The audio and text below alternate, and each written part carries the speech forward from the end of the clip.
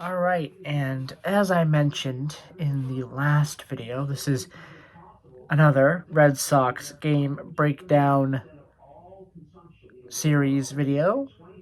Game 2 of 3 of the Chicago White Sox series. Doing a little bit of catch-up on that. And as I mentioned in the first video, the second game was a little bit better. However, it resulted in a loss. 3-2 win for the Chicago White Sox, dropping Boston to 7-9 on the season. And the Chicago White Sox walked it off as well. That last run was scored in the bottom of the ninth. And they only did it on 4 hits, by the way. 3 runs on 4 hits. So, very good game for Chicago when it comes to that. But let's go over the stats. Romy Gonzalez, 3 at-bats, a hit, 2 walks, and an RBI. This is for the Red Sox. Rafael Devers, he had 4 at-bats and 1 walk. Alex Bregman, he had 3 at-bats and a walk. Rob Refschneider, he had 4 at-bats and nothing. Trevor Story had 4 at-bats and 2 hits, so similar to the first game. Christian Campbell, also pretty similar to the first game. He had 3 at-bats and he had one walk. So, actually a little worse than the first game. Same thing for Willie Abreu, a little worse than the first game. 3 at-bats, 1 hit, 1 walk. Carlos Narvaez, he had 3 at-bats. He had a run, and he had a hit. And then finally you had Sedan Rafaela. He had 4 at-bats. He had a run, he had 2 hits, and he had an RBI. Our pitching, Richard Fitz, 5 innings pitched, 2 hits, 1 walk, 5 strikeouts. Solid for Richard Fitz. Zach Kelly, this is where things kind of unraveled a little bit. Zach Kelly, 1.2 innings pitched, a hit, 2 earned runs, 1 walk, 3 strikeouts. 0.1 innings pitched for Justin Wilson, and clean as well. Clean game for him.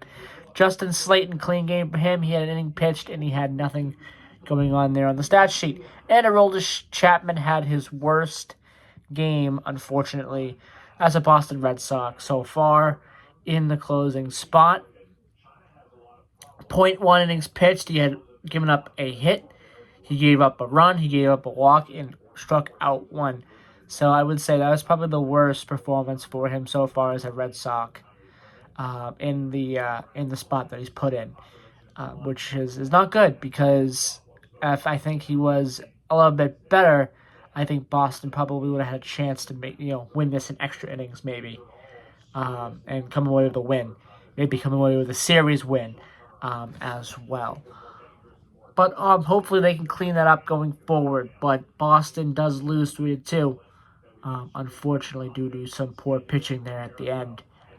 We go to the Chicago White Sox stats. Miguel Vargas, 3 at-bats, 1 run, 1 walk. Nick Matton, he had 4 at-bats, he had nothing. Luis Robert Jr., he had 3 at-bats, 2 runs, 1 hit, 1 walk, 2 RBIs, and a home run. Player of the game easily for the Chicago White Sox. Then you had Andrew Vaughn, 4 at-bats, nothing. Chicago. For Chicago. Andrew Vaughn, 4 at-bats. Then you had Joshua Palacios.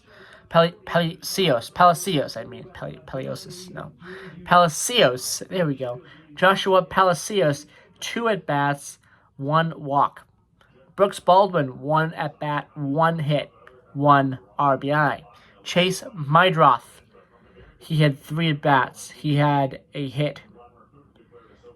Lenin Sosa, he had 3 at-bats. He had nothing. And then you had Omar Narvaez, 3 at-bats and a hit. And then Michael Taylor had 3 at-bats and nothing. The pitching, Martin Perez, he had 4.2 innings pitched, 5 hits, 2 earned runs, 4 walks, 5 strikeouts. Up and down game for him. Not too good, but good enough for the Chicago White Sox. Penn Murphy, he had 0.1 innings pitched and a strikeout. Mike Vassell, he had 2 innings pitched and a hit and 3 strikeouts and 2 walks.